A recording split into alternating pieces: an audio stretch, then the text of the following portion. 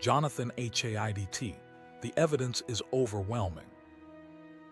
We are seeing the most rapid change in childhood ever recorded in human history. Since 2012, we've witnessed a 50% rise in depression and anxiety in teenagers, doubled suicide rates for girls, and plummeting academic performance. And it all traces back to one thing: the smartphone. Oprah, I've been lying awake at night thinking about this conversation. As someone who has spent decades connecting with people through screens, I've been wrestling with a profound question that haunts me. What if the technology that promised to bring us together is actually tearing our children apart? Today, I'm sitting down with someone whose research has fundamentally changed how I view the devices in our hands. Dr. Jonathan Haidt is a social psychologist at NYU's Stern School of Business, author of the groundbreaking book, The Righteous Mind. And his latest work, The Anxious Generation, has sparked a national conversation about childhood in the digital age. In the next hour, you'll discover exactly why teen mental health has collapsed since 2012, learn the specific age guidelines that could protect your child's developing brain, and understand the practical steps families can take to break free from what Jonathan calls the dopamine trap. As you saw in our thumbnail, we're going to explore the shocking differences in how social media affects boys versus girls, something I never fully understood until this conversation. Jonathan, let me start with something that challenges what many of us believe. Is it possible that smartphones and social media are more harmful to children than beneficial in any way? 2:30 The mental health collapse. 12:15 The boy crisis versus the girl crisis. 23:40 The dopamine trap explained. 35:10 Practical solutions for parents and teens. 45:30 The 30-day reset plan. Jonathan, thank you, Oprah. I believe they are far more harmful than beneficial, especially for children under 16. The research is now clear that giving a child a smartphone and social media accounts is like giving them the keys to a car without any driving lessons, except this vehicle can take them anywhere on the internet, at any time of day, with no supervision. Oprah, you know, I remember growing up when our entertainment was playing outside until the streetlights came on. My generation worried about television rotting our brains, but you're suggesting what's happening now is fundamentally different. Jonathan, completely different. Television was passive. You watched what was programmed. Social media is designed to be addictive. It's engineered to trigger dopamine releases in the brain, creating the same reward patterns we see in gambling addiction. And it's working. 48% of American teens report being online almost constantly. Oprah, leaning forward almost constantly. What does that mean for their developing brains? Jonathan, it means they're missing out on the essential experiences that build healthy brains: face-to-face conversation, outdoor play, deep reading, daydreaming, and boredom. The average teen now spends 8-10 hours daily on screens, time that used to be spent developing crucial social and cognitive skills. Oprah, you mentioned 2012 in your opening statement. What happened in 2012 that changed everything? Jonathan, that's when smartphone ownership crossed 50% for American teenagers. It's also when Instagram opened to children as young as 13. The mental health data shows a dramatic inflection point right there. Suddenly, depression, anxiety, and self-harm rates shot upward, especially for girls. We've never seen mental health indicators change so rapidly. Oprah, visibly affected, you know. I'm thinking about all the parents watching right now, feeling that pit in their stomach. Many of them have already given their children phones, already allowed social media accounts. What's your message to them? Jonathan, it's never too late to make changes. Children are resilient. Their brains can heal. But we need to act now. Oprah, let's summarize what we've learned so far. Since 2012, we've seen unprecedented increases in depression, anxiety, and suicide attempts among teenagers, coinciding exactly with widespread smartphone adoption and social media use. The developing brain, particularly the prefrontal cortex that controls attention and decision-making, is especially vulnerable to these technologies until age 25. Coming up next, we'll explore how boys and girls are affected differently, and I promise, this information will change how you think about screen time in your home. But before we continue, if you're finding this conversation valuable, please take a moment to like this video and subscribe to our channel. We're creating a series on childhood in the digital age, and your engagement helps these important conversations reach more families who need them. Oprah, Jonathan, you've mentioned that boys and girls are affected differently by social media.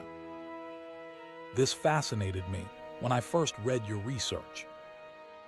Can you explain? Jonathan, absolutely.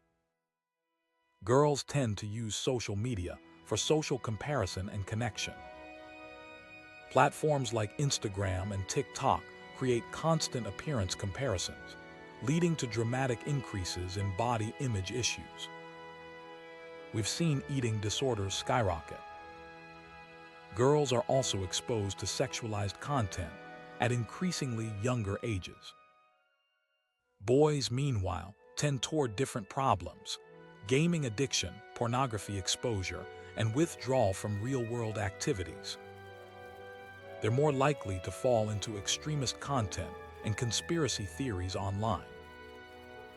Oprah, I've noticed in my own life how differently the young men and women around me use their devices. But what struck me most in your research was this idea of the dopamine trap. Can you explain that for everyone? Jonathan, enthusiastically, yes. This is crucial to understand. Dopamine is a neurotransmitter that motivates us to seek rewards. Social media platforms are engineered by thousands of the world's smartest people to trigger dopamine releases through likes, notifications, and endless scrolling.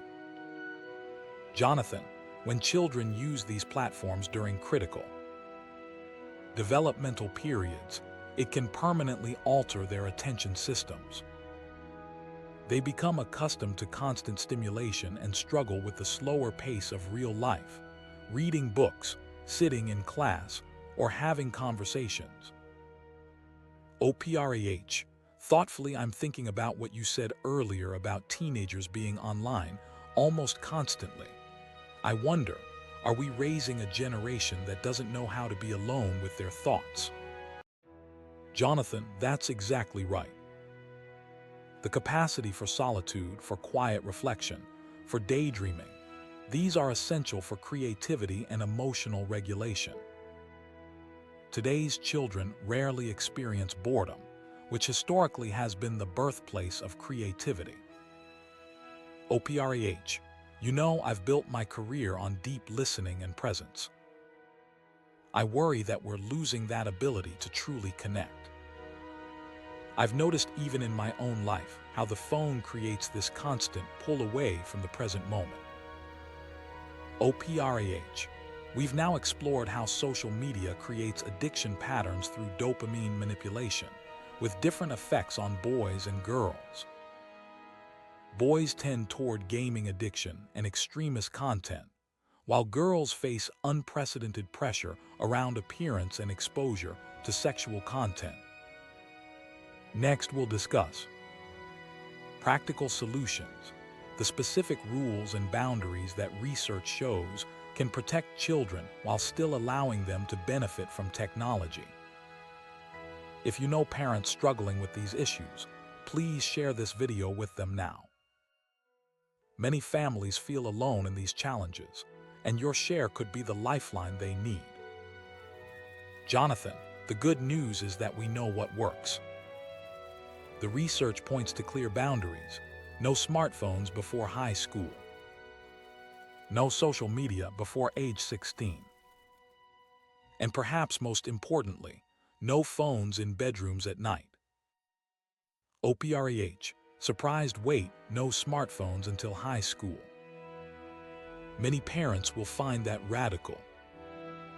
Jonathan, it is radical by today's standards, but it's what the research supports. Children need childhoods filled with play, social interaction, and gradually increasing independence, not 24/7 connection to the internet. Jonathan, and the bedroom rule is non-negotiable. When teens have phones in their rooms at night, they're often up until 2 or 3 a.m., texting, scrolling, or talking with strangers online. Sleep deprivation alone creates massive mental health problems. Oprah, sharing personally, I've always been strict about my bedroom being a sanctuary. No electronics, no television. It's the one place where I can truly rest. I'm hearing you say children need that even more than adults do. Jonathan, exactly. Children need sleep more than adults, and their impulse control is less developed. They simply cannot resist checking that notification at 1 a.m. Oprah, let's summarize the practical solutions we've discussed. No smartphones until high school, no social media until age 16, and keeping devices out of bedrooms. Jonathan also recommends creating tech-free zones and times in your home, and connecting with other families making similar changes. Coming up, we'll explore the 30-day reset plan for families already struggling with screen addiction. Jonathan, for children already showing signs of addiction, withdrawal, anger when devices are removed, declining grades, sleep problems, I recommend a 30-day complete reset. No phones, no social media, no gaming for 1 month. Oprah, concerned that sounds incredibly difficult. What happens during those 30 days? Jonathan, the first week is the hardest. You'll see withdrawal symptoms, irritability, even depression. But by week 2, something magical happens. Kids start looking up. They rediscover old hobbies. They sleep better. Parents consistently report that their real child returns. Oprah, what's happening in the brain during this reset? Jonathan, the dopamine systems are recalibrating. The brain is relearning how to find pleasure in slower, more meaningful activities, conversation, reading, nature. After 30 days, many families choose not to go back to their old habits because the difference is so dramatic. Oprah, as we come to the close of our conversation, I want to emphasize the 2 most important takeaways. First, the developing brain needs protection from addictive technology, with clear boundaries around age-appropriate access. Second, it's never too late to make changes. Children's brains are remarkably resilient when given the chance to reset. Jonathan, what do you know for sure about children and technology? Jonathan, thoughtfully, what I know for sure is that children need childhoods. They need time to play, to develop friendships, to be bored, to figure things out for themselves. Technology that constantly interrupts these processes is robbing them of the very experiences that build healthy, resilient adults. Oprah, with deep conviction, this conversation has changed me. It's reinforced my belief in the power of human connection, real connection, not the digital simulation of it. And it's reminded me that sometimes the most loving thing we can do is set boundaries. I want to ask all of you watching, what one change could you make this week to create more screen-free time in your family? Share your thoughts in the comments below. Your idea might be exactly what another family needs to hear. Thank you, Jonathan, for your courage in speaking these difficult truths. And thank you all for joining this important conversation. Together, we can reclaim childhood from the digital world that threatens to consume it.